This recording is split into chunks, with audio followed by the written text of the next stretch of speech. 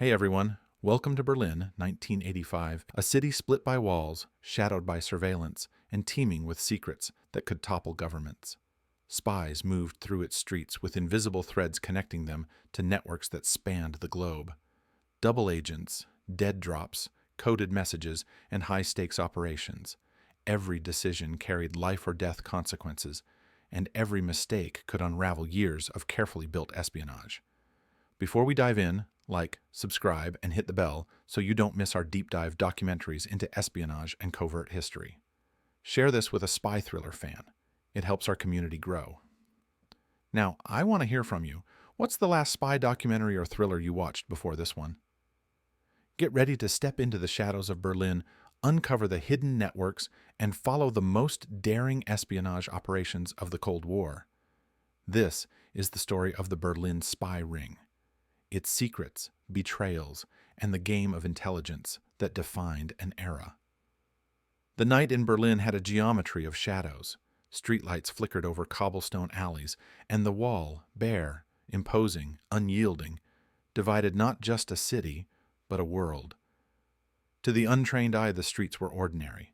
A tram clattered along rails, a dog barked somewhere in the distance, a lone taxi negotiated wet intersections.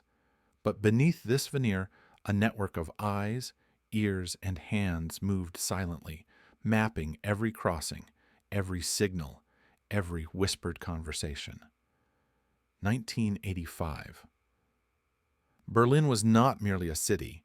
It was the central node of a global intelligence chessboard, where pawns and bishops, queens and kings shifted in perpetual, calculated motion. It was the spring of 1985, and the Cold War, though decades old, had sharpened its claws anew.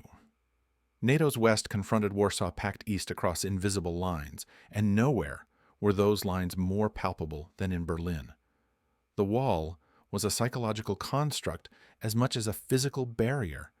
Every meter monitored, every shadow a potential threat, every citizen a possible asset. Surveillance cameras, primitive by modern standards, yet sophisticated in their deployment, blinked like mechanical eyes. Agents patrolled alleys with a purpose invisible to most, while informants passed quietly through the gray spaces between sectors, carrying scraps of intelligence whose value could rival mountains of military hardware. The city's division created a pressure cooker of espionage. East Berlin was the Stasi's laboratory of human observation. Each resident, each commuter, each casual passerby could be a target, an observer, or a betrayer. Cameras were complemented by an intricate network of human assets, neighbors reporting neighbors, colleagues reporting colleagues. The Ministry for State Security maintained a meticulous catalog of habits, movements, and conversations.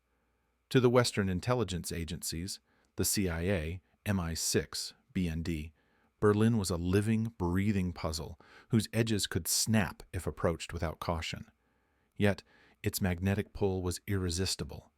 Nuclear secrets, diplomatic communications, and the occasional defector moved through these streets, and the West needed access desperately to tip the balance. Among the gray facades and watchful lampposts, Western agents operated with a combination of audacity and discipline. MI6 officers, for instance, were trained to blend into the urban tapestry, a briefcase casually held, a notebook discreetly adjusted, eyes that scanned with the precision of instruments rather than human curiosity. The CIA favored operational flexibility, often improvising as circumstances demanded, relying on both cutting-edge technology and human intelligence. The BND, West Germany's own intelligence arm, maintained careful liaison with its Western counterparts, while independently tracking Stasi operations across the inner city. Each agency had its own protocols, yet the convergence of interest over Berlin ensured that their paths would intersect, sometimes cooperatively, sometimes antagonistically, often unknowingly. The streets themselves, however, were indifferent to these machinations. A postal worker trundled along Unter den Linden. A boy kicked a ball across a courtyard near Alexanderplatz. These innocuous movements could inadvertently intersect with intelligence operations. A coded message might slip into an envelope of ordinary mail. A dead drop hidden beneath a loose cobblestone could exchange secrets for a briefcase of documents, and a seemingly casual nod on a street corner could signal a change of plan. Timing was everything. The slightest miscalculation, a light too bright, a footstep too loud, could compromise months of preparation. The wall's construction had long ago ensured that no simple crossing could occur. Spikes, barbed wire, and anti-vehicle barriers were supplemented by minefields and automatic alarms. Yet the wall's psychological dimension proved more challenging. Fear, caution, and paranoia seeped into every layer of the city. Defections required courage beyond measure. Intelligence officers learned that sometimes the most valuable agents were not those who moved freely, but those trapped within the confines of the eastern sector, compelled to act by necessity, ideology, or self-preservation. The human calculus of loyalty and fear became as critical as any technical gadget. By 1985, Berlin had accumulated decades of espionage history. Cold War operations had escalated, mutating with technology and strategy. East German authorities increasingly employed radio and wire interception to preempt Western actions, while Western agencies experimented with covert listening devices, clandestine cameras, and elaborate concealment methods. Yet, no technology could replace human intuition. Every mission depended on an operative's judgment. How long to observe a meeting, when to intercept a courier, how to read the subtle shifts in demeanor that betrayed hidden intent. Intelligence work in Berlin was a discipline of patience, calculation, and relentless attention to detail. Even routine operations carried risk. Western agents operating near Friedrichstrasse or Potsdamer Platz had to account for patrol schedules, surveillance overlaps, and informant behavior. A casual encounter with a civilian could escalate unexpectedly. A misinterpreted glance could trigger suspicion. Conversely, the Stasi's own officers were vulnerable to mistakes, overconfidence, miscommunication, or deception by skilled Western operatives. The tension lay not only in action, but in observation, the slow accumulation of patterns that could reveal or conceal an agent's identity. Economic and political information flowed through Berlin with particular value. East German technology, industrial strategies, and diplomatic intentions were meticulously catalogued by the Stasi. Western agencies aimed to intercept and analyze these data points, but the flow was neither simple nor static. Agents relied on networks of informants, embassy staff, journalists, dissidents, and students. Recruitment required subtlety, patience, and trust, often cultivated over months or years. Each relationship carried ethical and operational weight. A misstep could not only compromise intelligence, but endanger lives. The operational landscape of 1985 Berlin was further complicated by international players. Soviet KGB officers maintained a visible and invisible presence, closely monitoring both Stasi operations and Western activity. Third-party nations, France, Britain, even Scandinavian intelligence, occasionally engaged in discreet observation and cooperation, adding layers to an already complex web. Each participant in this network sought an advantage, yet all were constrained by the city's topology, legal ambiguities, and the pervasive potential for exposure. Beyond operations and networks, the human element shaped the rhythm of espionage. Agents lived dual lives, a public identity and a covert one. Social interactions were calculated, behaviors analyzed, and relationships leveraged. The stakes were rarely immediate. The danger was incremental, accumulative, and psychological. Fear was constant, but so was determination. Berlin demanded that each operative navigate a world in which a single error could cascade into catastrophic operational failure. In this environment, information was currency and timing was law. A single defected agent could alter the trajectory of entire operations. A misdelivered message could unravel weeks of planning. A misread signal could lead to exposure, arrest, or worse. To survive and succeed in 1985, Berlin required a combination of analytical rigor, adaptability, and above all, invisibility. Agents were shadows moving within shadows, constantly adjusting to the city's rhythm, the wall's omnipresence, and the ever-watchful eyes of both friend and foe. Berlin in 1985 was a city of converging secrets. Every alley, apartment, and office held potential intelligence. Every resident could unknowingly contribute to a network that spanned continents. The wall stood as both barrier and symbol, separating ideologies while concentrating human ingenuity and fear within a confined space. It was a stage set for espionage, and the players, Stasi, KGB, CIA, MI6, BND, were poised to act with precision. Yet for every action there was a counteraction, an unseen ripple of consequence, and a constant undercurrent of uncertainty. As the night deepened and the city quieted, the machinery of espionage continued to hum. Agents monitored, messages exchanged hands, shadows shifted, and the game persisted. In 1985, Berlin offered no guarantees, only opportunity, risk, and the unending calculus of intelligence. And at the heart of it all, the wall watched silently, a sentinel of ideology and fear, framing a city whose secrets would shape the world beyond its borders. As dawn fractured the skyline of Berlin, pale sunlight crept over the concrete facades and barbed wire that bisected the city. The streets seemed to awaken in cautious rhythm, yet beneath the ordinary bustle, a parallel society stirred. Agents moved with intention invisible to casual observation. And within the invisible lattice of espionage, identities were both fluid and fixed.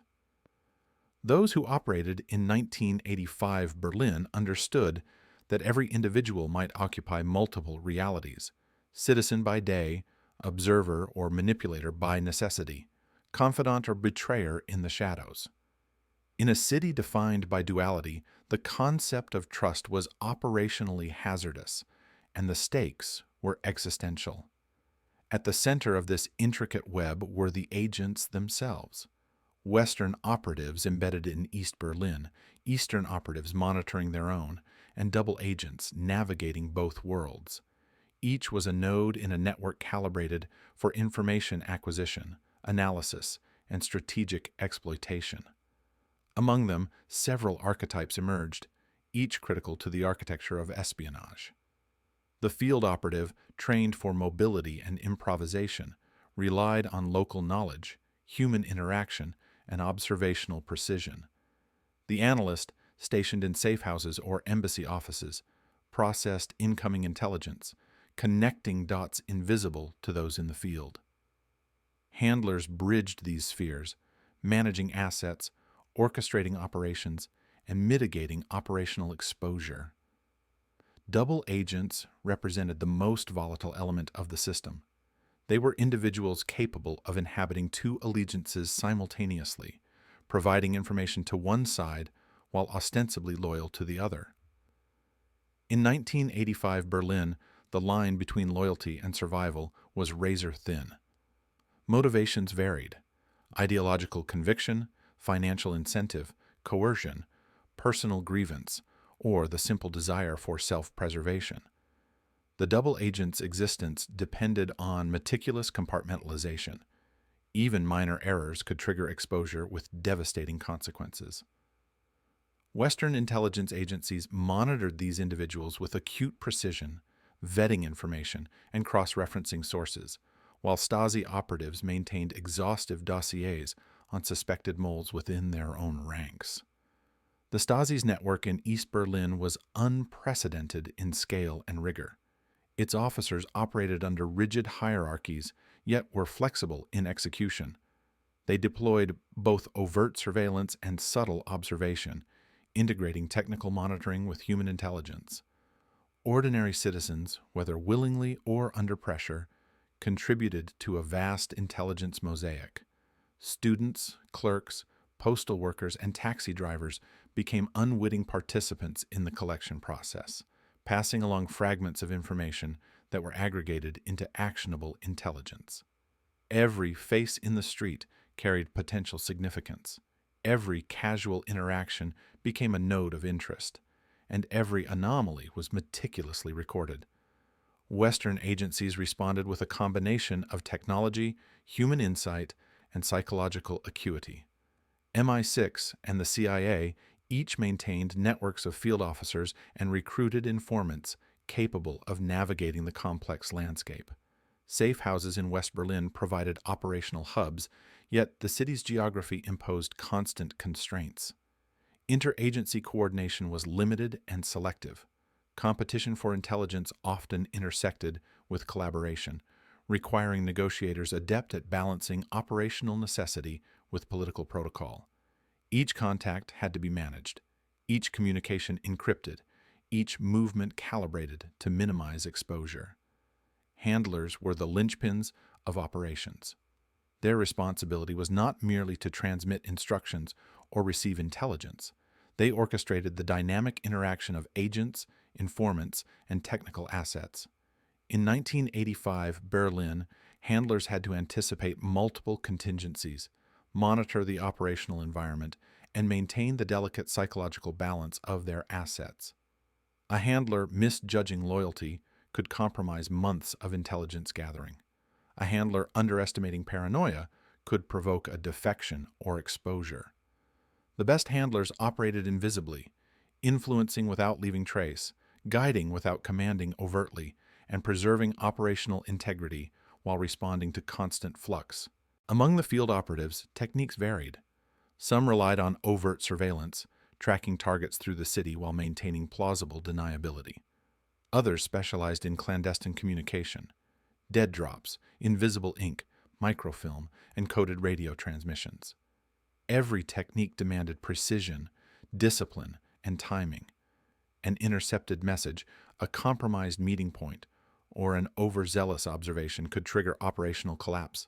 Agents learned to read not only physical cues, but behavioral nuances, hesitation, gaze shifts, altered speech patterns, micro-expressions that revealed duplicity or intention.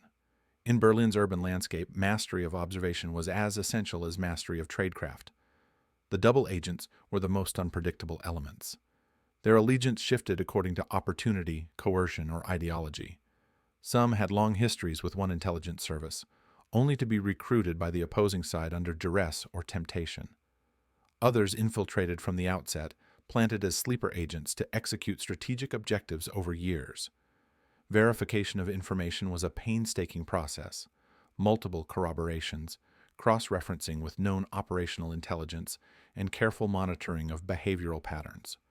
The operational cost of error was high, and intelligence agencies invested significant resources in confirming the reliability of each double agent. One such network in East Berlin exemplified the complexity. A single operative could maintain contact with 3 separate handlers across 2 intelligence services, while simultaneously cultivating relationships with local informants who were themselves under observation. Meetings occurred in crowded markets, cafes, and offices, with signals transmitted through seemingly innocuous gestures: a nod, a cigarette placement, a folded newspaper. Intelligence work was choreographed as much as performed, each movement calculated, each interaction laden with latent meaning. The successful execution of such operations required a combination of technical skill, psychological insight, and unerring discretion. In parallel, the Stasi maintained specialized departments dedicated to counterintelligence. Their focus was both preventive and reactive, identifying potential infiltrators, analyzing communication patterns, and intercepting operational initiatives before they could compromise state security. Interrogation protocols, surveillance, and data cross-referencing ensured that no anomaly went unexamined. Western intelligence recognized the depth of Stasi operations, adjusting strategy accordingly. Agents were trained to anticipate observation, communications were designed for plausible deniability, and operational plans included contingencies for exposure. The CIA and MI6 also leveraged their technical divisions. Listening devices, covert cameras, and encrypted radios were deployed strategically, often complementing human intelligence. These tools allowed operatives to extend their perception across physical and temporal boundaries, monitoring targets and recording interactions with precision. Yet, technology alone could not substitute for human judgment. Every transmission required interpretation. Every observation needed contextualization. Operational success depended on the interplay between technical assets and human insight, with handlers mediating the flow of information and ensuring its strategic utility.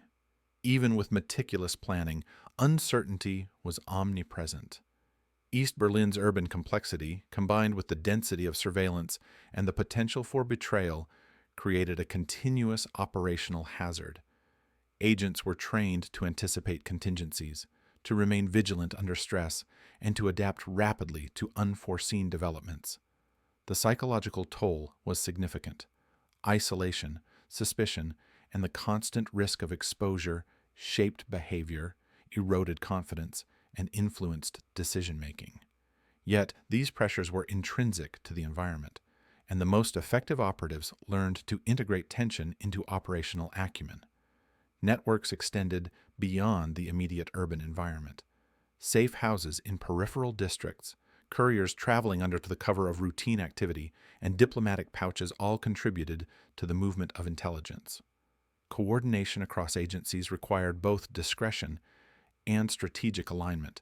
Misunderstandings could compromise operations, while successful synchronization amplified impact. Handlers orchestrated these networks with attention to timing, redundancy, and concealment, often monitoring multiple assets simultaneously to ensure operational continuity. International considerations added further complexity. Soviet KGB officers operated both overtly and covertly, monitoring Stasi activity and probing Western operations. Third-party intelligence agencies occasionally participated in surveillance, recruitment, and information exchange. The overlapping interests of multiple actors created both opportunity and risk. Western and Eastern operatives alike had to navigate a landscape where alliances were provisional, motives opaque, and operational environments fluid. Double agents epitomized the operational paradox. Their value lay in their ability to traverse allegiances, yet that very mobility rendered them inherently unstable. Intelligence agencies invested heavily in assessment, psychological profiling, surveillance, and corroboration of information. Mistakes could be catastrophic. Exposure could lead to imprisonment, forced confession, or operational compromise. The balance between leveraging an asset's capabilities and mitigating risk required constant vigilance, analytical rigor, and operational discipline.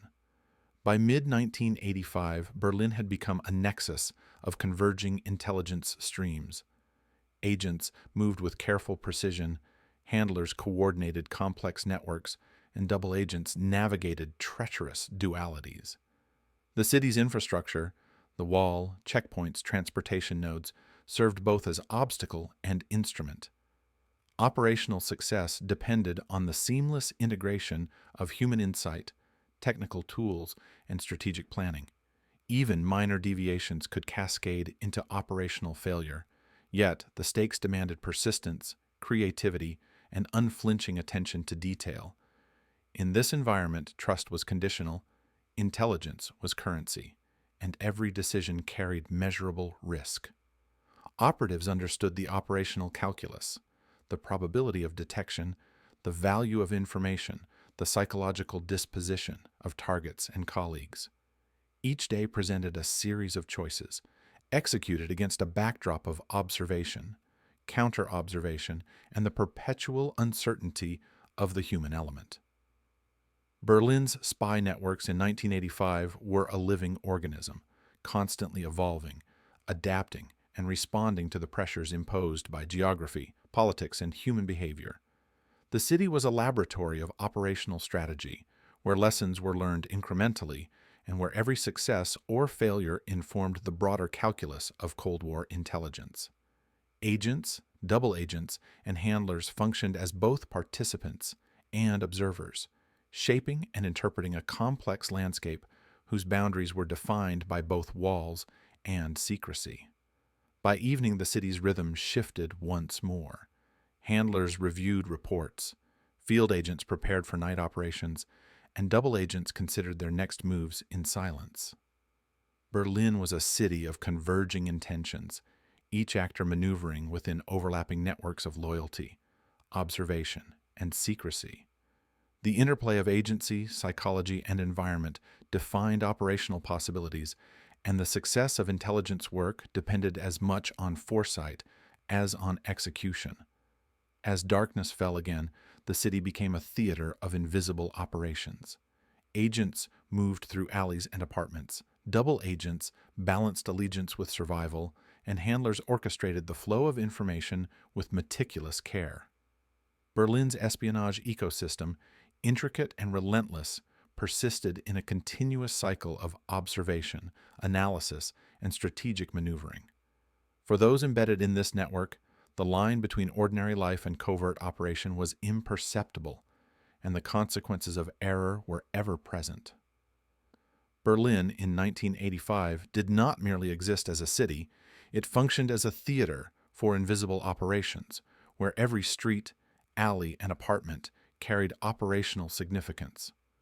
The Wall, with its imposing concrete and barbed wire, was both boundary and instrument, shaping the tactical landscape for agents embedded in east and west sectors. Beyond ideological divides, the city's infrastructure dictated movement, observation, and the orchestration of intelligence flows. To operate in this environment required mastery not of combat or weaponry, but of subtlety, the discipline of concealment, the precision of timing, and the mental acuity to navigate continuous uncertainty. Tradecraft, the practical and psychological application of espionage, manifested everywhere. Dead drops, one of the most ubiquitous techniques, demanded meticulous execution. Agents selected locations that appeared innocuous: a loose brick in a wall, a hollow in a park bench, or a false compartment within a discarded container. A briefcase, a rolled-up newspaper, or a sealed envelope could carry intelligence, and yet the success of the exchange depended on rigorous observation. Approaching a drop point required scanning the environment for surveillance, noting patterns of pedestrian flow, and calculating the risk of casual observers or intentional watchers. The slightest anomaly, a stranger loitering, an out-of-place vehicle, a repetitive glance, could indicate detection or compromise. Coded messages added another layer of complexity. Simple substitutions or numeric ciphers evolved into sophisticated systems: microdots embedded in typewritten documents, invisible ink applied to mundane surfaces, and signal-based communications that relied on the precise placement of objects or gestures. A folded corner of a newspaper, a chalk mark on a pavement, or the alignment of items on a park bench could transmit instructions across distances without verbal exchange. Handlers, agents, and double agents relied on pre-arranged keys and timings, ensuring that intelligence could move invisibly through the city's arteries. The potential for error was constant. A misinterpreted signal could end an operation, compromise an asset, or initiate surveillance escalation. Surveillance itself was a dual art, observing targets without detection while simultaneously monitoring one's own perimeter for adversarial observation. Agents traversed streets on foot or via tram, maintaining continuous attention to minor cues. The sound of footsteps, the flicker of reflected light, the cadence of traffic, all became data points in operational awareness. Western operatives learned to identify Stasi patrol patterns, KGB presence, and the subtle signs of informants in plain sight. Similarly, Stasi counterintelligence observed every window, stairwell, and doorway, assessing behavior for anomalies indicative of foreign operations. Observation was recursive. Each agent not only watched, but anticipated the observation of others. Counter-surveillance techniques were essential. Agents trained to detect tails, evade monitoring, and manipulate perception used strategies ranging from simple, altering routes, changing appearance, or leaving decoys, to complex, including synchronized movements designed to provoke and identify followers. Teams of operatives employed signals: a dropped scarf, a shifted bag, or a series of timed pauses to test whether they were under surveillance. Psychological acumen was critical. Reading hesitation, inconsistent gait, or repetitive glances provided the first indications of compromise. Even minor lapses in concentration could trigger the discovery of assets, the exposure of networks, or the interception of intelligence. Communication extended beyond physical spaces. Radio transmissions, carefully tuned and encrypted, allowed messages to move without physical contact. High-frequency radios, concealed in everyday objects, transmitted bursts of coded information that could be interpreted only by those with the appropriate decryption keys. Errors in timing, frequency selection, or encryption could result in interception or corruption of data. Technical skill, therefore, was inseparable from operational discipline. Western agencies invested in both equipment and training to ensure messages could traverse East Berlin's surveillance net while minimizing detection. Within these methods, timing was absolute. Operations were synchronized to the city's rhythms. Pedestrian flow, tram schedules, guard rotations, and even weather patterns influenced choices. Meetings in cafes were planned at intervals coinciding with predictable changes in crowd density. Dead drops might be approached only when a tram rattled past, masking footsteps and signals. Signal placements had to consider light, angle, and visibility. Each movement required probabilistic assessment, the likelihood of observation versus operational necessity. Mistiming could not only compromise a single mission, but reveal entire network structures to adversaries. Agents also relied on adaptive improvisation. Even the most meticulously planned operation could encounter unforeseen variables: construction altering a dead drop, a new surveillance post, or a sudden change in traffic flow.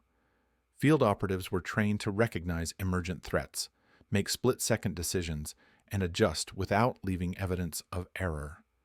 Improvisation was guided by principle, maintaining the integrity of intelligence while minimizing the risk to personnel and assets. The cognitive demands of such flexibility were immense. Mental resilience, situational awareness, and operational memory became as vital as any technical skill. Double agents occupied a unique position in tradecraft methodology. Their dual allegiances allowed them to manipulate information flow, introduce false leads, and control perception. Yet, these same advantages carried extreme vulnerability. Handlers monitored double agents closely, triangulating information through multiple channels and verifying every communication. A single misstep, a delayed delivery, inconsistent reporting, or an unexplained absence could trigger immediate investigation. The operational logic required constant recalibration. Agents and handlers were in a perpetual cycle of assessment, adjustment, and verification. Physical tools of espionage were deceptively mundane, yet strategically essential. Cameras concealed in pens, buttons, or briefcases captured documents or meetings. Listening devices, embedded in walls, furniture, or street fixtures, recorded conversations with startling fidelity. Microfilm allowed substantial volumes of information to be compressed into minuscule formats, transportable via ordinary objects. Yet, these tools required precise handling. Batteries had to be monitored, placement had to avoid detection, and retrieval had to adhere to stringent timing. Operational failure could occur not from exposure to enemy observation alone, but from technical error, human oversight, or environmental factors. Berlin's urban environment dictated both opportunity and constraint. Narrow streets, dense pedestrian traffic, and multi-story buildings facilitated covert observation, yet complicated movement. Safe houses in West Berlin were strategically dispersed, providing secure communication hubs, storage, and operational staging points. East Berlin offered fewer options. Agents relied on rented apartments, sympathetic civilians, or temporary hideouts. Each location was evaluated for accessibility, visibility, and risk, with contingency plans for rapid relocation in case of compromise. Dead drop operations, while simple in concept, exemplified the interplay of human judgment and environmental analysis. An envelope placed beneath a bench could remain undisturbed for hours, or be discovered by an unanticipated observer. Agents often approached drops multiple times, adjusting placement, monitoring for evidence of surveillance, and recalibrating the exchange schedule. Observation was continuous, both during approach and withdrawal, and even the most innocuous pedestrian became a variable in operational calculation. Coded communication relied on layered redundancy. A single message might be transmitted via multiple methods: physical handoff, microdot insertion, and radio burst, to ensure receipt and verification.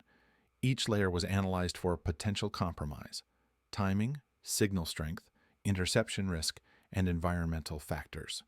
Agents and handlers coordinated meticulously to reconcile messages, confirm delivery, and authenticate sources.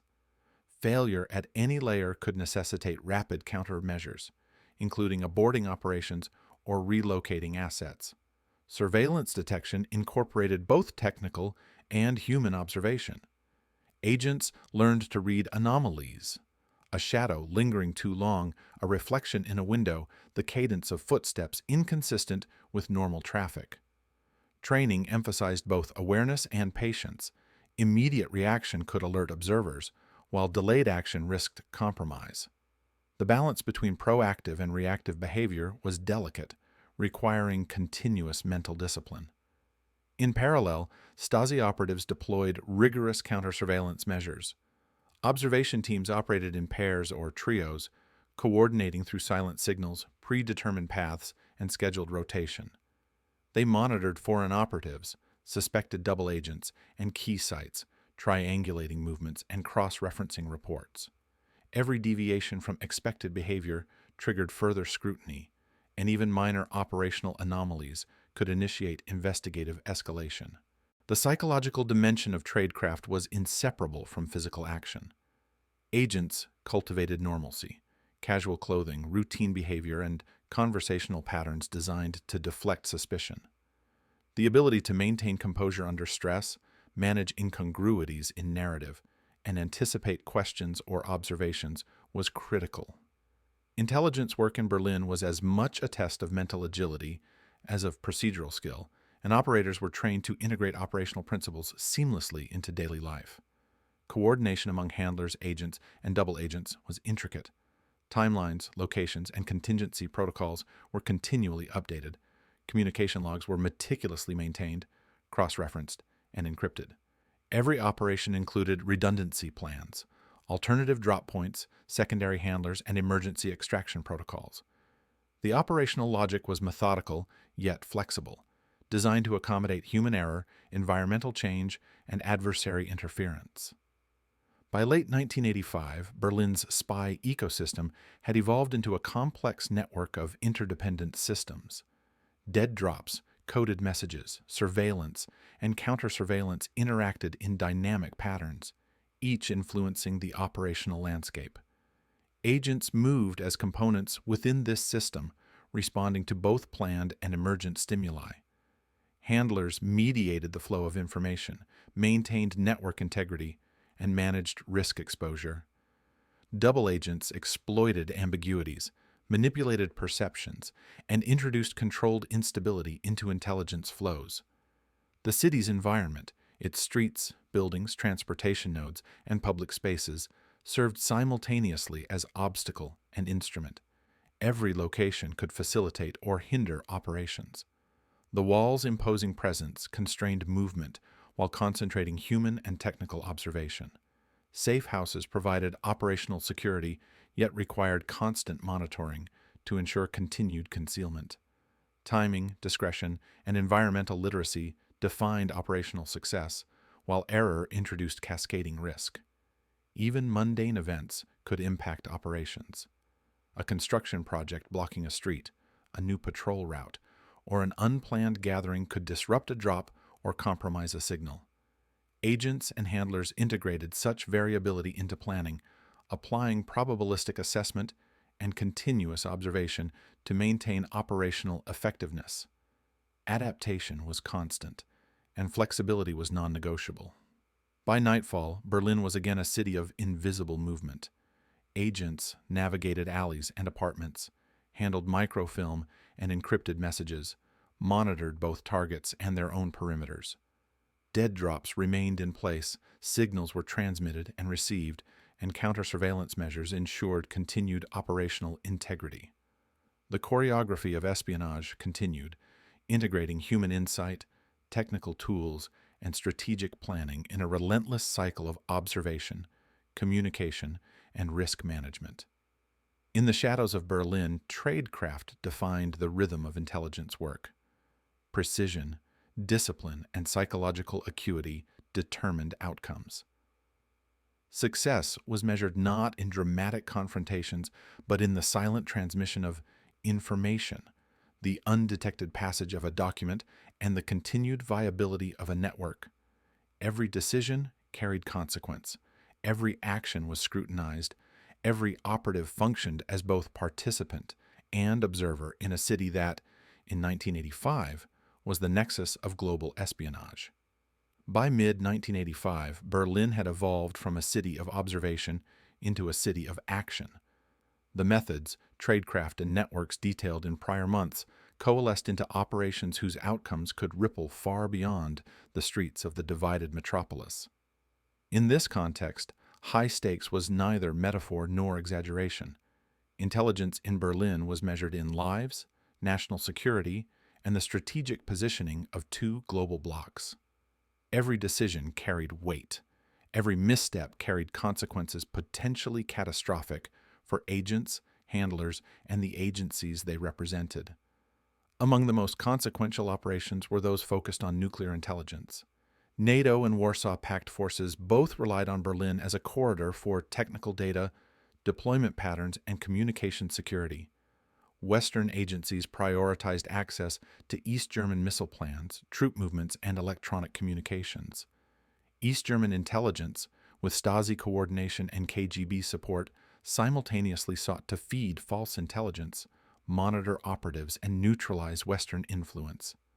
The urban geography of Berlin, a mix of residential districts, governmental complexes, and industrial zones, determined operational planning.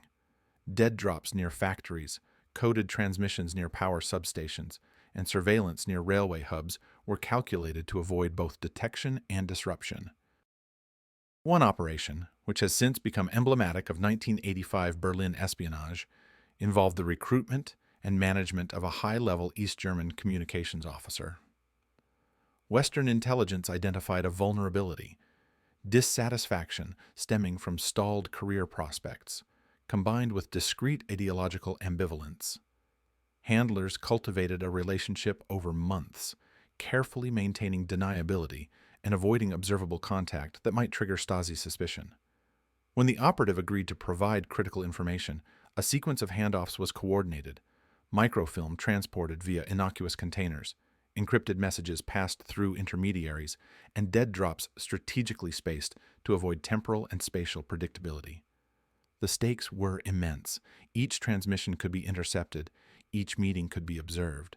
Western agencies mitigated risk through layered redundancy, parallel couriers, alternative dead drops, and secondary communication channels. Counter-surveillance teams followed the operative to ensure no tail was present, often orchestrating decoy movements to confuse potential observers. The operation's success relied equally on patience, timing, and procedural discipline. A single deviation could compromise not only the individual asset, but the broader network. Industrial espionage was equally active. Berlin's scientific and manufacturing sectors housed dual-use technologies of interest to both Eastern and Western blocs. Western intelligence teams sought to document production capabilities, procurement patterns, and research priorities without exposing operatives or assets. Methods included concealed photography, surreptitious observation from rented apartments, and carefully staged public interactions that masked data collection. Operations often required the coordination of multiple agents, each providing partial observation that, when integrated, produced actionable intelligence. Double agents played a critical role in high-stakes missions. Their ability to provide disinformation to one side while transmitting authentic intelligence to the other amplified both operational reach and operational risk. In one notable case, a double agent embedded in East Berlin's Ministry of Defense transmitted schedules of troop movements to Western handlers, while simultaneously feeding misleading tactical assessments to Stasi supervisors. The information flow had to be meticulously timed. Discrepancies could expose the agent, compromise networks, and trigger counterintelligence investigations. Each layer of the operation was monitored, verified, and where possible, redundantly confirmed to reduce uncertainty. The interplay between human intelligence and technology defined much of 1985's operational environment. Listening devices embedded in office furniture and walls, concealed cameras, and encrypted radio transmissions complemented the work of field operatives. Yet, the most successful missions depended on human judgment. Agents interpreted intercepted communications, analyzed patterns of movement, and predicted responses.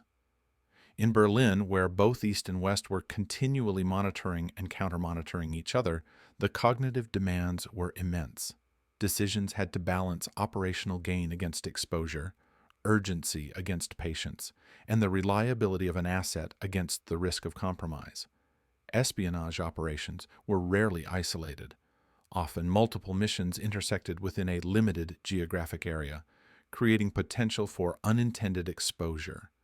Western agencies maintained centralized operational coordination to prevent interference, but the city's density and the number of simultaneous initiatives introduced unpredictability.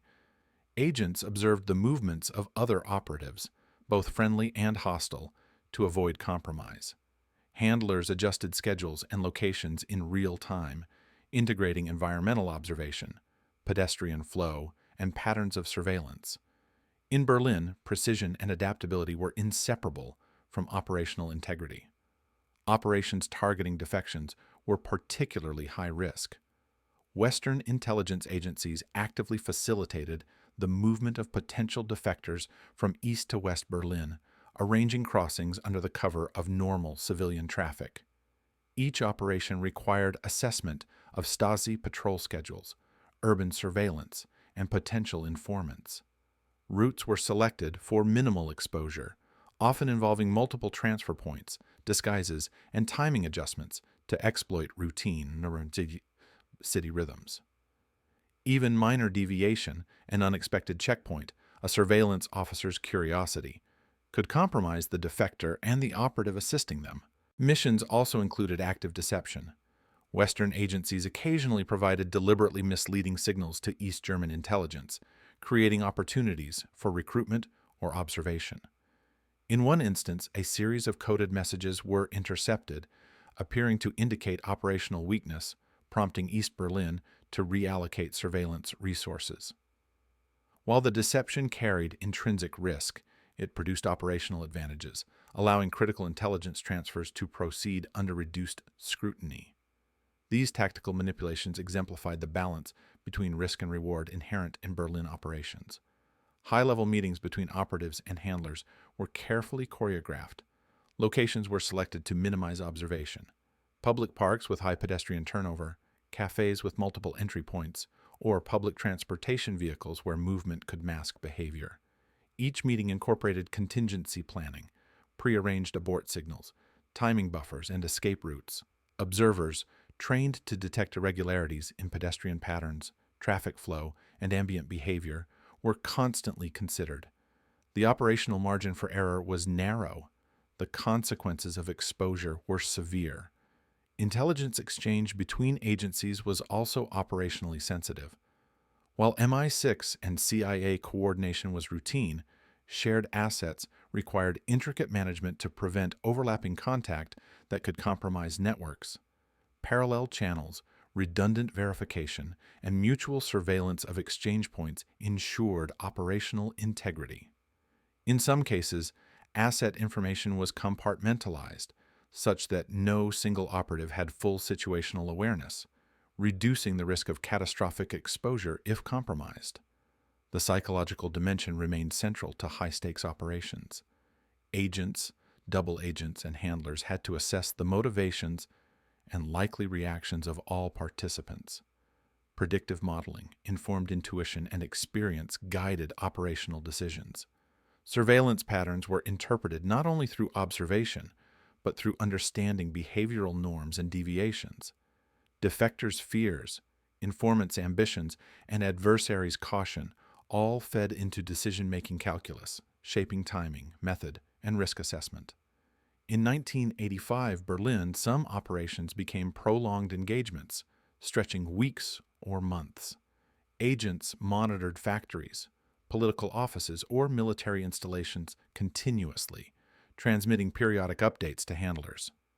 The cumulative effect of these missions was strategic intelligence with global implications: troop deployments, missile development, diplomatic posture, and economic capabilities.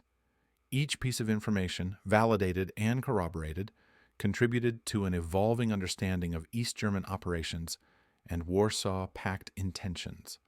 Unexpected developments were inherent in every operation. Surveillance detection, environmental changes, or the sudden appearance of a hostile operative could force immediate adaptation. Agents practiced contingency procedures rigorously. Pre-selected alternate routes, secondary dead drops, emergency signals, and fallback communication methods. Operational resilience depended on preparedness, situational awareness, and psychological composure under pressure. Even when operations succeeded tactically, strategic risk persisted.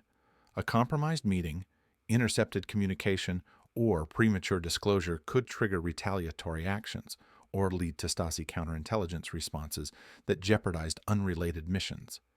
Handlers had to weigh operational gain against potential systemic exposure continuously. High-stakes intelligence work in Berlin was a persistent negotiation between opportunity and vulnerability, strategy and contingency. By autumn 1985, Berlin's operational tempo had intensified. Agents conducted simultaneous missions across sectors, coordinated intelligence exchanges under strict confidentiality, and executed deception operations designed to mislead adversaries. Safe houses, dead drops, and encrypted communications functioned as a networked ecosystem, each component interacting with the others in complex, interdependent patterns. The city itself was both stage and actor, shaping opportunities, imposing constraints, and embedding uncertainty into every operational equation. The accumulation of intelligence was only part of the mission. Analysis, integration, and actionable dissemination defined the operational endpoint. Field data, microfilm, coded transmissions, and observational reports were collated, cross-referenced, and validated. Handlers ensured that information reached strategic decision-makers with accuracy and timeliness. The consequence of operational failure extended beyond immediate loss. It could influence policy, misinform command decisions, and alter the balance of international relations. Throughout all missions, risk was omnipresent. East Berlin's surveillance infrastructure, combined with KGB oversight and Stasi rigor, demanded constant vigilance. Agents conducted continuous self-assessment, verifying procedures, observing personal exposure, and anticipating adversary detection strategies. The psychological burden was as real as the operational task. Isolation, deception, and uncertainty required mental discipline and adaptive resilience. As winter approached, the cycle of high-stakes operations persisted. Agents moved within shadows. Double agents navigated dual allegiances, and handlers orchestrated complex networks with precision.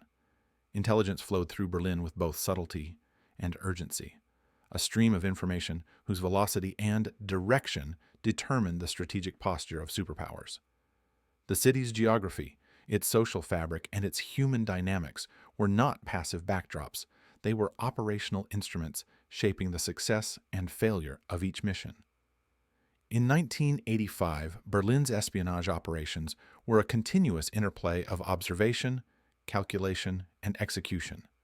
Every operation, whether recruiting an asset, facilitating a defection, intercepting industrial data, or executing a deception, required integration of human judgment, technical skill, and procedural discipline.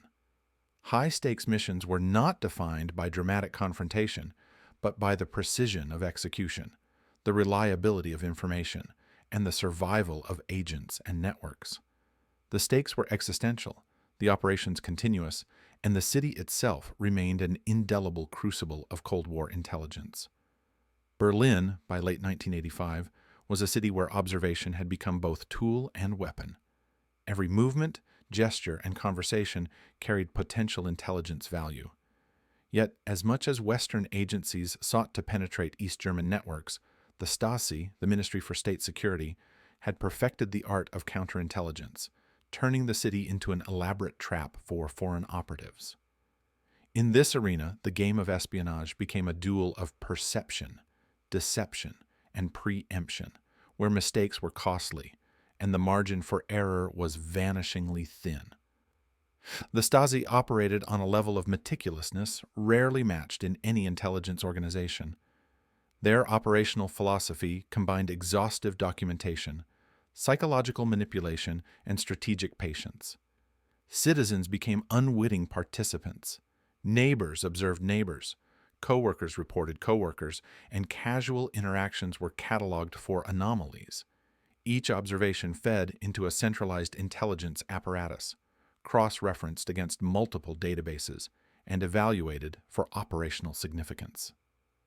Western intelligence understood this and adapted accordingly. Yet even the most skilled agents faced constant uncertainty, never knowing when a seemingly benign street encounter could trigger surveillance escalation. Mole hunts became central to Stasi operations. Agents suspected of disloyalty, unusual communication patterns, or deviations from expected routines were scrutinized intensely. Surveillance teams, often operating in rotation to avoid observer detection, documented daily habits, purchase patterns, travel routes, social interactions, and correspondence. Interrogation protocols were rigorous, blending psychological pressure, subtle manipulation, and staged coincidences designed to elicit self-incrimination. The Stasi's ability to weave fear, observation, and methodical assessment made counterintelligence not merely reactive, but anticipatory. Western intelligence agencies were acutely aware of this environment. Handlers and field operatives employed their own counterintelligence strategies, varying routes, using decoy communications, altering appearance, and employing false meetings to detect surveillance. Agents were trained to anticipate the Stasi's methods, to identify double tails, and to distinguish ordinary civilian behavior from operational interference. The interplay of surveillance and counter-surveillance resembled a continuous chess game, with each move calculated, observed, and anticipated. One of the most intricate aspects of the counterintelligence struggle involved the deployment of double agents. These operatives, capable of feeding selective intelligence to one side while remaining embedded in another, operated in a precarious balance. Handlers monitored their communications, corroborated reports, and often triangulated information from multiple sources to ensure authenticity. Any discrepancy, however minor, could lead to immediate operational review. For the Stasi, identifying double agents was paramount. Even a single operative could compromise multiple networks, render ongoing operations obsolete, and expose strategic plans to Western powers. Mole hunts were not confined to observation alone. Analysis played a crucial role. Intelligence analysts scrutinized communication patterns, inconsistencies in field reports, and deviations from expected behavior. Statistical anomalies, repeated procedural errors, or unusual scheduling could indicate the presence of a leak. Cross-referencing this data against known contacts, locations, and prior incidents allowed counterintelligence teams to isolate probable vulnerabilities. Each confirmed mole required surgical precision in intervention, balancing extraction, neutralization, or disinformation to preserve broader operational integrity. The complexity of operations increased with layered traps. Stasi counterintelligence often employed staged scenarios to identify foreign operatives, planted documents, seemingly accidental exposure of classified information, or orchestrated encounters with carefully selected informants. Each trap was designed to provoke action that would reveal intent, loyalty, or operational methods. Western agents had to recognize potential traps, respond without revealing operational goals, and adjust tradecraft dynamically. The psychological tension inherent in these interactions created a continuous test of composure, analytical skill, and situational awareness. Double agent management further complicated the landscape. The identification of moles was only one half of the equation. The containment, manipulation, or neutralization of compromised operatives required foresight. Western agencies sometimes exploited Stasi suspicions to misdirect attention, feeding controlled intelligence through compromised channels to maintain operational advantage. Similarly, the Stasi could turn Western mistrust against itself, creating layers of deception that required continuous assessment, verification, and recalibration of strategy. Communication interception was another pivotal component of counterintelligence. Wiretaps, bugged apartments, and intercepted radio transmissions allowed both sides to monitor information flow. However, distinguishing signal from noise demanded rigorous analysis. Routine transmissions, civilian communications, and deliberate misinformation were all embedded within the data stream. Analysts needed not only technical expertise, but psychological insight to determine whether a message was authentic, staged, or intended to mislead. Small errors in interpretation could trigger misallocation of resources, operational compromise, or loss of strategic advantage. The stakes of failure were personal, as well as operational. Captured operatives faced interrogation, imprisonment, or forced collaboration. Even a single exposed asset could cascade into the compromise of an entire network, leading to systemic disruption. Handlers, meanwhile, balanced operational necessity against ethical and political considerations, often making decisions in real time under conditions of incomplete information.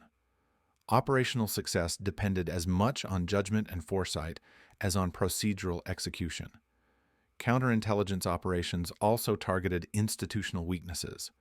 Analysts evaluated communication protocols, standard operating procedures, and habitual patterns of field agents. Seemingly minor procedural habits, consistent timing of courier deliveries, repeated use of particular routes, or preferred meeting locations, were exploited to identify vulnerabilities. In response, Western agencies implemented procedural rotations, dynamic scheduling, and adaptive operational protocols to mitigate detection risk. Berlin's urban landscape became a living laboratory for both innovation and caution in the art of espionage. Deception played a dual role in the counterintelligence game. Western agencies routinely staged operations to mislead Stasi assessment, false intelligence trails, controlled asset exposure, and deliberate minor procedural errors to gauge enemy reaction. Conversely, the Stasi exploited information from double agents, staged leaks, and psychological manipulation to provoke mistakes in Western networks. Each side's strategy depended on understanding not only the operational environment, but also the cognitive tendencies of adversaries. The city itself, its streets, buildings, and social dynamics served as both canvas and instrument in this ongoing contest of perception and analysis. Technology was integrated seamlessly into counterintelligence efforts. Surveillance cameras, directional microphones, and encrypted communication channels created additional layers of observation and verification. However, technical assets were never independent. Their efficacy depended on human interpretation, maintenance, and strategic deployment. Field agents learned to anticipate electronic monitoring, employing both physical countermeasures and behavioral adjustments to avoid detection. The combination of psychological, procedural, and technological oversight defined the sophistication of Berlin's counterintelligence landscape. High-profile mole investigations exemplified the stakes and complexity of these operations. A suspected breach could initiate weeks of observation, document analysis, and cross-agency coordination. Agents were tasked with reconstructing movement patterns, verifying contacts, and testing loyalty through controlled exposures. The process demanded patience, analytical rigor, and the capacity to anticipate deception at every turn.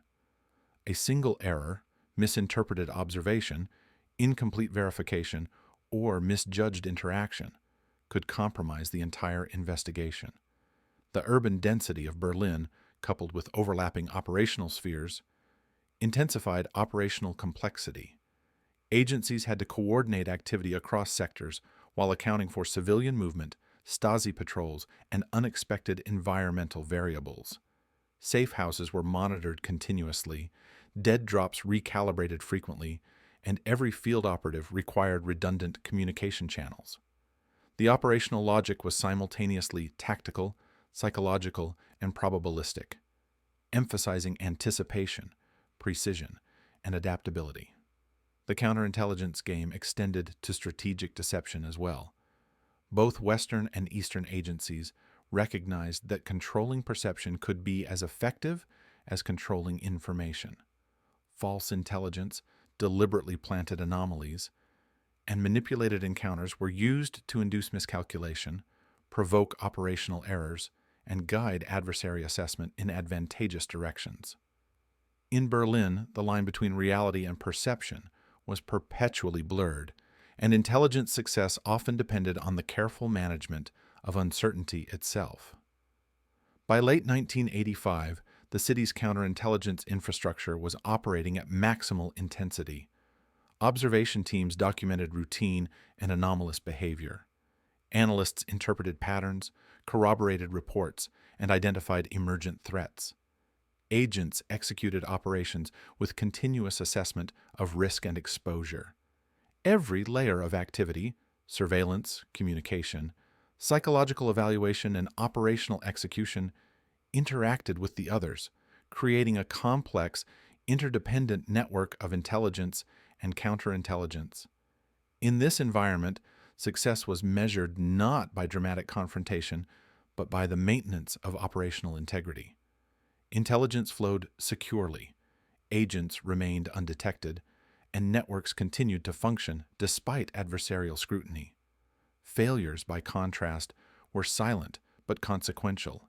Exposed assets, compromised communications, or misinterpreted information could precipitate cascading effects across multiple operations. The city itself, its urban topology and social dynamics, was an ever-present factor shaping the outcomes of this continuous contest. Psychological resilience became as critical as operational skill. Agents and handlers faced constant uncertainty, deception, and observation, requiring continuous adaptation and vigilance. The cognitive demands were immense. Anticipation, assessment, and verification occurred simultaneously, informed by procedural rigor and human insight. Operational judgment determined the difference between successful intelligence acquisition and systemic compromise. As winter deepened in Berlin, the counterintelligence game persisted, invisible yet pervasive. Agents moved in shadows. Double agents navigated dual allegiances, and handlers orchestrated complex networks with precision and foresight. Surveillance and counter-surveillance interlocked in a continuous cycle where every decision, gesture, and signal could have strategic implications.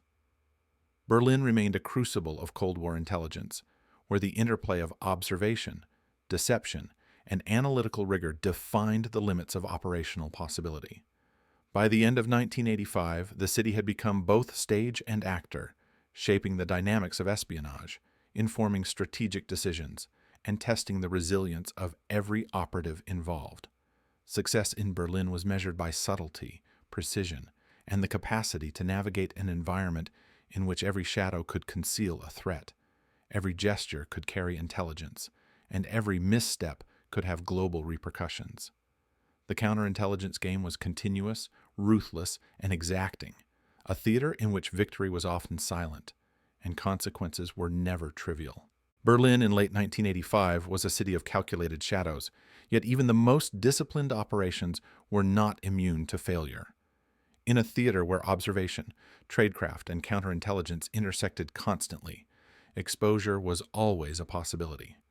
The consequences of compromise ranged from the immediate loss of an asset to the unraveling of entire networks.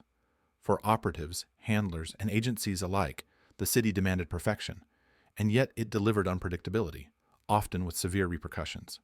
Exposure often began quietly, imperceptibly, with subtle lapses. A misaligned dead drop, a delayed message, or a brief failure in surveillance detection could trigger suspicion. Agents learned that compromise rarely arrived as a single dramatic event. It emerged gradually, through patterns of observation and inference.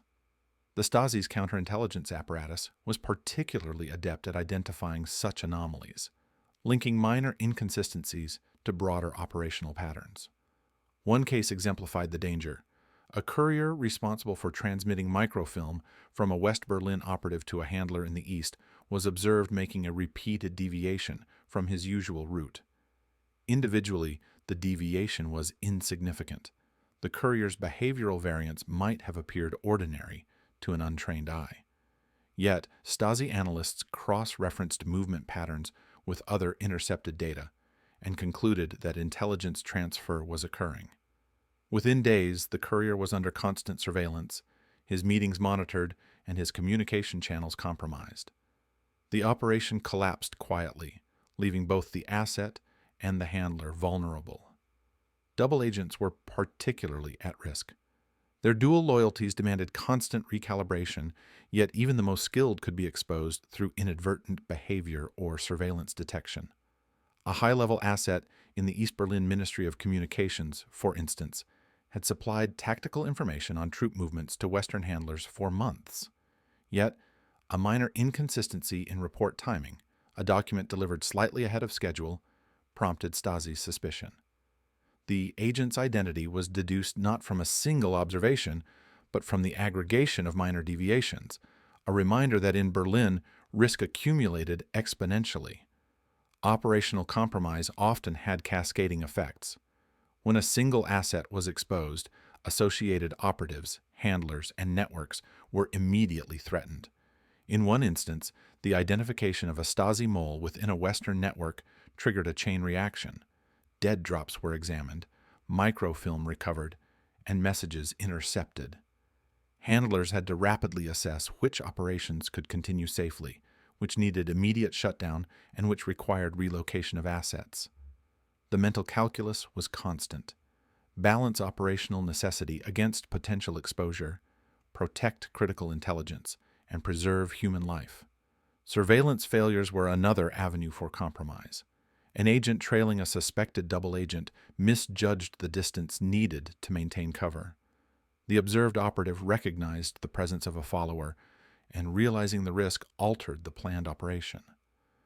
What began as a routine observation evolved into a high-stakes chase, forcing rapid improvisation. Although no asset was lost in this instance, the operation's failure highlighted the fragility of even well-planned missions and the ever-present potential for exposure in Berlin's densely monitored urban landscape. Counterintelligence traps exacerbated the risk. Stasi operations often used staged meetings, planted documents, or apparent mistakes to provoke operatives into revealing themselves. Western agents, aware of the possibility, were nonetheless vulnerable to human error. In one operation, a handler arranged a rendezvous at a cafe near a heavily monitored street. A misread signal led to a premature approach, and the operative was observed by multiple Stasi teams. The asset survived, but the meeting was compromised, necessitating the immediate suspension of multiple concurrent operations. The lesson was clear. In Berlin, even routine procedural errors carried strategic consequences. Compromise extended beyond physical observation. Communication interception, including wiretaps, and radio monitoring provided Stasi analysts with unprecedented insight into operational flow. Encrypted messages were only as secure as the discipline of those transmitting them. A slight deviation in transmission schedule, an overlooked encryption key rotation, or predictable behavioral patterns could render messages intelligible to adversaries. The aggregation of such exposures often allowed Stasi teams to reconstruct entire operational frameworks without ever observing direct agent activity. Asset extraction was fraught with danger. Once compromise was suspected, the rapid relocation of assets, handlers, and sensitive material became imperative. Western agencies maintained contingency protocols for emergency extraction, but executing these plans required precise coordination under high-pressure conditions. Missteps, wrong timing, unexpected patrols, or interference from other intelligence activities could result in capture or fatal exposure. Even successful extractions carried psychological tolls: the stress of imminent detection, the fear of betrayal, and the burden of operational secrecy weighed heavily on agents and assets alike. High-value asset compromise was particularly consequential. In one notable case, an East Berlin operative providing industrial and military intelligence was exposed following a series of mismanaged communications. The Stasi, having monitored the asset's movements, orchestrated a series of controlled encounters designed to validate suspicions. Within hours, the asset's network was isolated. Couriers were intercepted, drop points monitored, and supporting handlers forced to abandon operations. The collapse demonstrated how tightly interlinked Berlin's espionage networks were, and how a single point of failure could trigger systemic disruption. Psychological stress was an operational factor in exposure. Agents under continuous surveillance often displayed subtle behavioral changes: hesitation, overcompensation, or uncharacteristic routines. Stasi analysts were trained to recognize these cues, interpreting them as potential signs of clandestine activity. Similarly, double agents navigating dual allegiances risked fatigue, confusion, or misjudgment, all of which could precipitate operational compromise. In Berlin, the mental discipline of operatives was as crucial to survival as procedural skill. Exposure incidents often necessitated post-mission analysis. Handlers and operational planners conducted exhaustive reviews, identifying how compromise occurred, which protocols failed, and what adjustments were necessary to prevent recurrence. These analyses were not merely administrative. They informed training, operational design, and risk assessment for all subsequent missions. Berlin's intelligence ecosystem operated on iterative learning, refining methods while integrating lessons from exposure events to maintain long-term operational viability. Misdirection and deception were sometimes employed after exposure to mitigate damage. Western agencies would feed controlled intelligence through compromised channels to mislead Stasi assessment, ensuring that not all operational knowledge could be exploited. Similarly, Stasi counterintelligence occasionally allowed partial exposure to guide adversaries into traps or false conclusions. The city became a chessboard of partial truths, layered deception, and calculated missteps, where compromise was never absolute but always dangerous. The physical and logistical environment of Berlin amplified the consequences of exposure.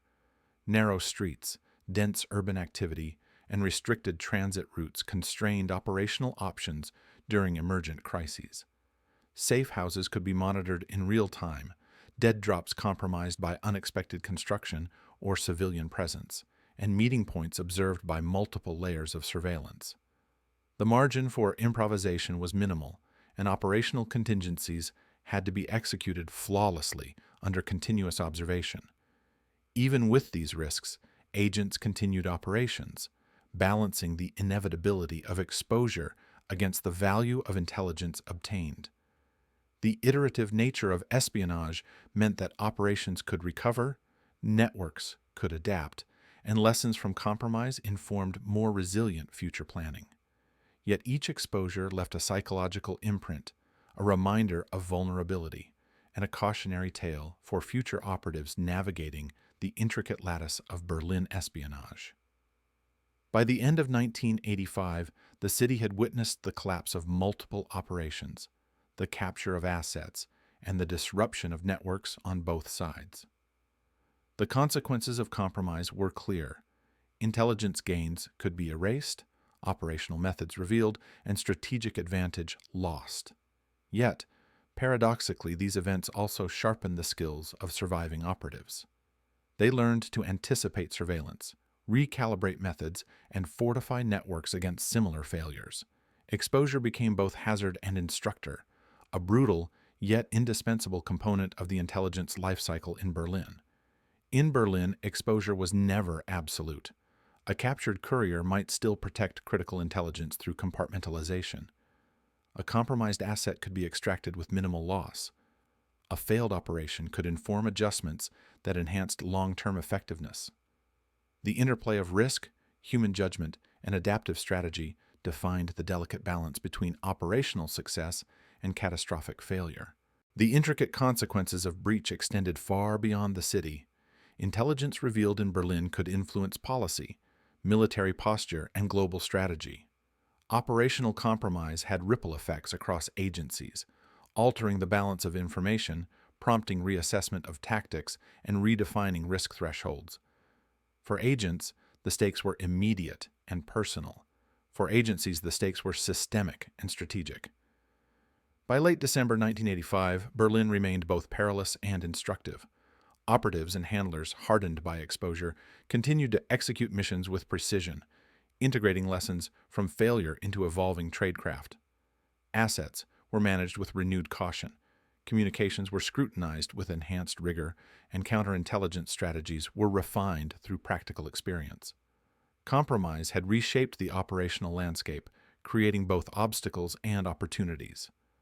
The city's espionage networks, resilient yet vulnerable, continued to operate under the relentless pressure of observation, deception, and risk, exemplifying the perpetual tension that defined Cold War intelligence in Berlin. By early 1986, Berlin had solidified its status as a fulcrum of Cold War espionage, not merely a city of isolated operations, but a nexus connecting global intelligence efforts. The city's divided streets, tunnels, and bridges were more than physical barriers. They were conduits through which information flowed, often with repercussions far beyond its borders. Every action taken in Berlin resonated in Washington, Moscow, London, and beyond. Interagency coordination, cross-border operations, and strategic intelligence exchanges were now the lifeblood of both Eastern and Western efforts, creating a web of intrigue whose complexity challenged even the most experienced operatives. Interagency coordination was both essential and perilous. Western intelligence organizations, CIA, MI6, BND, and select NATO-based partners, operated simultaneously within Berlin, each with overlapping objectives but distinct operational cultures. Sharing intelligence required meticulous compartmentalization to prevent leaks, maintain operational security, and ensure assets were not exposed. Briefings were staggered, contact protocols strictly enforced, and information was often relayed through trusted intermediaries or secured cryptographic channels. The coordination extended beyond mere data sharing. It encompassed the harmonization of surveillance efforts, the timing of operations, and the strategic alignment of recruitment initiatives. East German counterintelligence mirrored these complexities. The Stasi coordinated closely with KGB and GRU units, integrating domestic surveillance with foreign intelligence operations. Moscow supplied technical expertise, encrypted communication systems, and strategic oversight, while local East Berlin networks maintained granular knowledge of urban terrain and civilian patterns. The result was an intricate multi-layered defense capable of detecting foreign penetration with remarkable efficiency. For Western operatives, understanding and anticipating these interconnections was critical to the success of any operation. Cross-border operations further amplified the stakes. Berlin's unique geography, split into sectors controlled by 4 powers, provided both opportunity and risk. Western operatives could exfiltrate intelligence across checkpoints into East Berlin or across the border into West Germany. But each movement required precise timing and tactical awareness. East German patrols, checkpoint procedures, and surveillance teams were constantly refined, adapting to Western operational patterns and exploiting any predictability. Operations that crossed the city's sectors were choreographed with military precision, often involving multiple assets, backup routes, and contingency signals to mitigate exposure. Global ramifications were immediate and strategic. Intelligence gathered in Berlin informed NATO deployment strategies, diplomatic negotiations, and arms control assessments.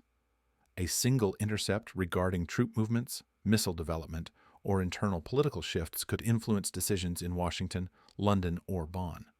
Conversely, East German and Soviet intelligence leveraged Berlin's insights to adjust Warsaw Pact planning, predict NATO responses, and manipulate Western perceptions through selective leaks and disinformation campaigns. The city functioned as a crucible in which micro-level espionage directly impacted macro-level geopolitics. One particularly illustrative example involved a high-level cross-border operation targeting an East German communications relay station. Western operatives aimed to capture encrypted signal patterns and document operational protocols. The mission required simultaneous coordination among field agents, electronic surveillance teams, and cryptographic analysts stationed in multiple sectors. Timing was paramount. Agents had to intercept transmissions at precise intervals. Dead drops had to align with surveillance gaps, and extraction routes had to be secured in advance. A single misstep could compromise both the asset and the broader operation. Double agents remained central to this intricate web. Their ability to transmit selective intelligence while maintaining cover enabled both sides to manipulate perception and create operational advantages. Yet their management was fraught with risk. One Western asset embedded within East Berlin's Ministry of Defense had access to operational plans, yet the Stasi's counterintelligence teams suspected his allegiance. The handling agency balanced information flow, operational safety, and risk of exposure, deploying decoy operations and redundant communication channels to safeguard both the asset and the intelligence. Such precision illustrated the extraordinary level of strategic coordination required in Berlin. Berlin's intelligence environment was also characterized by multi-level deception. Western agencies occasionally staged operations to induce East German reactions, testing surveillance responsiveness and identifying counterintelligence weaknesses. Conversely, the Stasi orchestrated controlled leaks to provoke Western operational errors or misdirect recruitment efforts.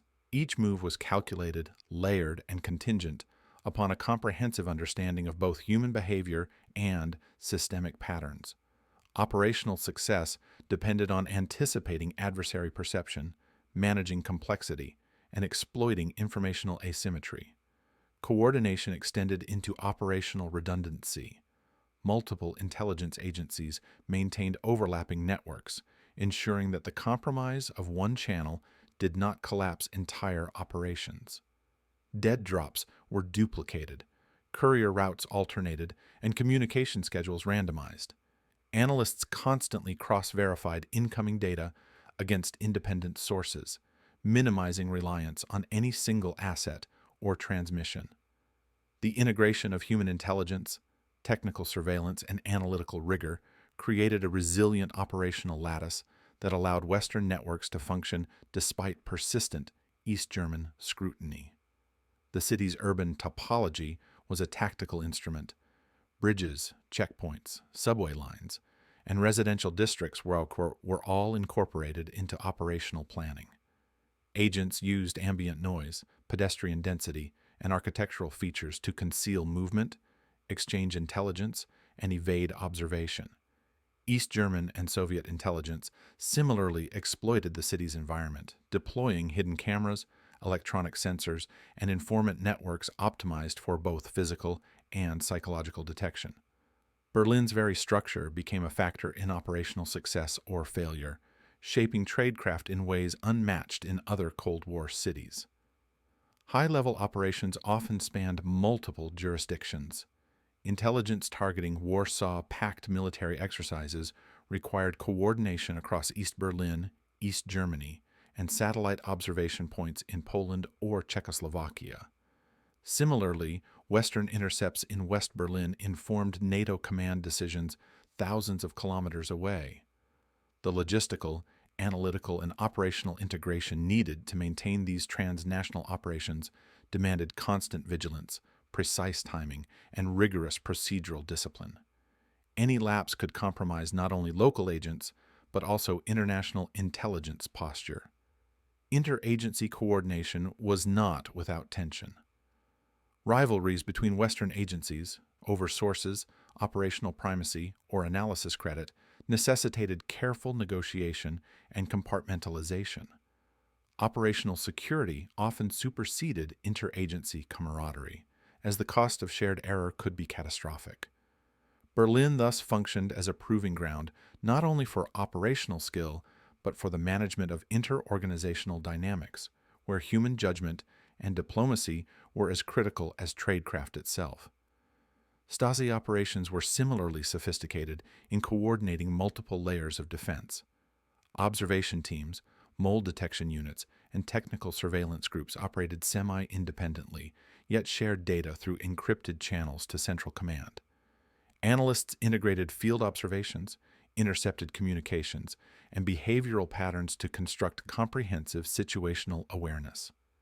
The result was a defensive network capable of anticipating Western operational initiatives, identifying anomalies, and triggering rapid, calibrated countermeasures. Operational tempo in Berlin was relentless. Agents and analysts operated continuously, balancing field activity with strategic oversight. The pressure was compounded by the need for secrecy, the risk of exposure, and the potential for cascading operational consequences. Training, discipline, and procedural rigor were critical, yet so was adaptability, the ability to improvise, exploit unexpected opportunities, and respond to emergent threats without revealing intent. The city's espionage network extended to covert financial, logistical, and informational support. Safe houses, surveillance assets, communication equipment, and extraction protocols were integrated into an interdependent framework. Betrayals. Western agencies ensured redundancy and compartmentalization. Eastern agencies continuously adapted to detect and disrupt these channels. The complexity of these arrangements reinforced the idea that Berlin was more than a battlefield for intelligence. It was a dynamic ecosystem where every element of human, technical, and environmental infrastructure played a role in the unfolding game. By mid-1986, Berlin had demonstrated the global significance of localized espionage. Intelligence gathered in its streets influenced diplomatic strategy, military deployment, and technological assessment. The interplay of human judgment, tradecraft, technical assets, and interagency coordination exemplified the intricate web through which intelligence flowed. Success in Berlin required precision, patience, and an extraordinary understanding of both adversary and environment. Failure could cascade across international theaters, undermining broader strategic objectives and jeopardizing national security. Berlin's web of intrigue was not static. Each operation, compromise, or successful deception reshaped the operational landscape. Lessons learned were incorporated into tradecraft, analysis, and interagency coordination. Assets were redeployed, procedures adapted, and counterintelligence measures refined. The city remained both arena and instrument, a living environment in which espionage was continuously tested, contested, and perfected.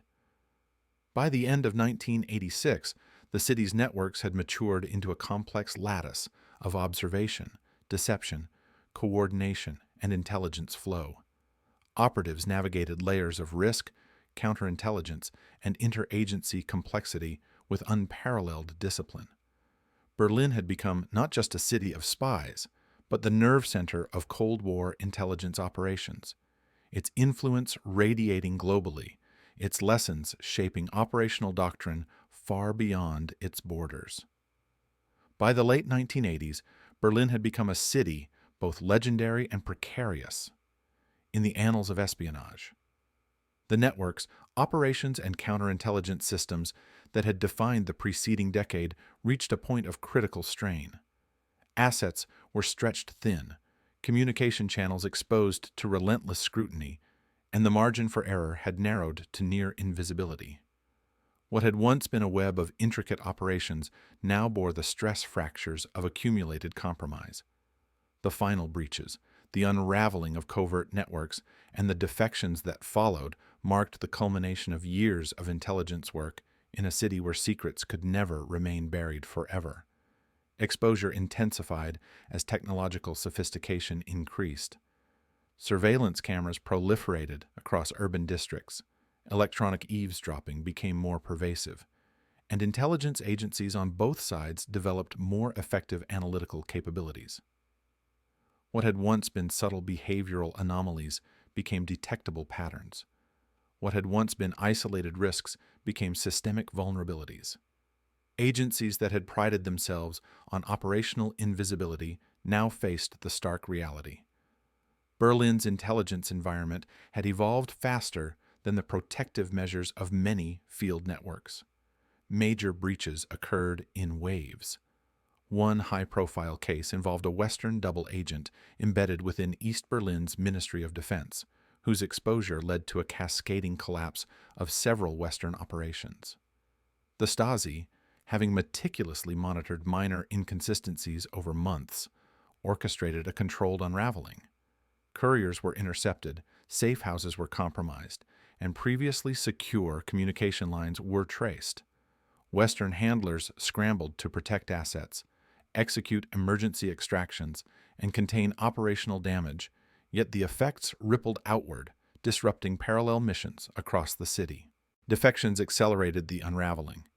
East German operatives, sensing shifts in loyalty and opportunity, crossed into West Berlin or defected to Western intelligence, bringing with them critical information on Stasi procedures, mole hunting strategies, and counterintelligence methods. Each defection carried both intelligence value and operational risk. While valuable insight was gained, the act itself signaled weakness, inviting suspicion, retaliation, or rapid recalibration of counterintelligence protocols. The city became a theater of human flux, where allegiance was fluid and survival demanded constant negotiation between loyalty and self-preservation. Right. Captures of key operatives punctuated the late-stage escalation. Several Western assets, exposed through meticulous Stasi analysis and electronic surveillance, were detained and subjected to intense interrogation. The intelligence gleaned from these captures further accelerated network collapse. Handler identities were revealed, safe houses compromised, and operational sequences reconstructed. Even carefully compartmentalized operations proved vulnerable under the convergent pressure of behavioral observation, technical monitoring, and systemic analysis. Each capture was not merely tactical, but strategic, reshaping the operational landscape and diminishing the effectiveness of previously reliable channels. The psychological dimension of unraveling was profound. Operatives faced the constant tension of imminent exposure, the burden of dual loyalties, and the fear of operational compromise. Double agents navigated an ever-narrowing path between survival and betrayal, constantly recalibrating risk in response to both overt and covert threats. Handlers, often operating from remote sectors or foreign posts, coordinated under extreme pressure, balancing asset protection against mission imperatives. The mental strain mirrored the operational complexity, creating a high-stakes environment in which human judgment was as critical as tradecraft. Intelligence analysis became both reactive and preemptive.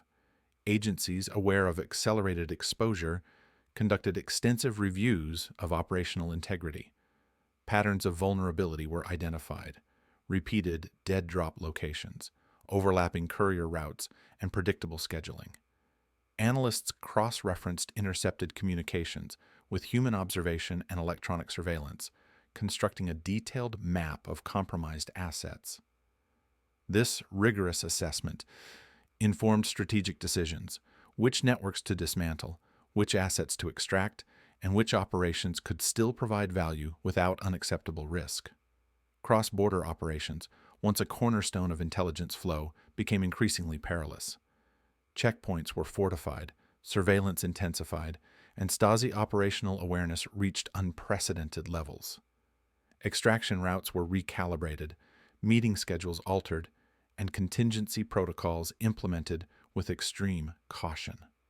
Yet even with these adaptations, the cumulative effect of exposure and compromised channels reduced operational flexibility. Agents navigating the city faced an environment where a single misstep could unravel months of planning. High-profile defections and exposures also had geopolitical ramifications. Western intelligence gained unprecedented insight into Stasi methods, mole identification procedures, and counterintelligence protocols, while Eastern agencies acquired knowledge of Western operational patterns, asset networks, and strategic priorities. The resulting intelligence exchanges influenced policy, reshaped deployment strategies, and informed negotiations at the highest levels. Berlin was no longer merely a tactical battlefield. It was a strategic pivot influencing global Cold War calculations. Operations that had once proceeded with calculated discretion now required improvisation under extreme scrutiny. Agents employed complex deception techniques to mislead adversaries. Staged intelligence drops, deliberate minor procedural errors, and controlled exposure of redundant networks. Such measures allowed partial continuity of operations, yet they could not fully compensate for the pervasive collapse of previously reliable structures. The city had become both a proving ground and a crucible, testing operational resilience in ways that few other theaters could replicate. The Stasi, in coordination with Soviet oversight, exploited every weakness. Networks were systematically analyzed for vulnerability, double agents were isolated or turned, and operational redundancies dismantled. Assets were monitored continuously, communication channels intercepted, and behavior scrutinized with exceptional precision. Even small procedural lapses were magnified under such observation, creating a high probability of exposure that extended across multiple networks simultaneously. By the late 1980s, Berlin's espionage environment had reached a critical inflection point. Networks that had survived years of intense activity were now vulnerable to cascading failures. The combination of technological advancement, human error, intensified surveillance, and strategic defectors created an operational climate in which compromise was inevitable. The city itself, with its dense population, divided sectors, and intricate infrastructure, facilitated both the continuation and the collapse of espionage operations. Despite these challenges, intelligence work continued with extraordinary discipline. Agencies adapted to new vulnerabilities, redeployed assets, and recalibrated operations. Lessons from exposure informed revised tradecraft, communication protocols, and counterintelligence measures. Yet the cumulative effect of prior breaches, combined with ongoing operational pressure, meant that no network could operate with the same security and flexibility that had characterized earlier years. Berlin's intelligence ecosystem, though resilient, was fundamentally altered. As the decade drew to a close, the final unraveling became evident. Key assets were neutralized, safe houses abandoned, and long-standing operations terminated or redirected. Intelligence gained from defectors, captured operatives, and intercepted communications informed strategic decisions, but simultaneously underscored the fragility of Berlin's networks. The city's spy apparatus, once a complex lattice of human and technical intelligence, now faced an inexorable contraction under the weight of accumulated compromise. The end of this operational era did not signify failure, but evolution. The experiences of exposure, defection, and network collapse informed global intelligence doctrine. Tradecraft was refined, interagency coordination improved, and the psychological resilience of operatives became central to training programs. Berlin's lessons resonated far beyond its borders, shaping espionage strategies, counterintelligence frameworks, and operational planning throughout the Cold War and into subsequent decades. By 1989, Berlin had transitioned from an epicenter of covert operations to a city in flux, both physically and operationally. The intelligence networks that had defined its shadowed streets were dismantled, compromised, or absorbed into broader strategic frameworks. Assets were relocated, operations recalibrated, and lessons codified. The city's legacy, however, endured, a testament to the relentless interplay of observation, deception, human judgment, and strategic calculation. The exposures, compromises, and unraveling of networks had concluded one chapter in Berlin's espionage history, leaving a complex blueprint for intelligence operations worldwide. The city remained a crucible of intelligence, its streets and buildings silently bearing witness to decades of secret operations.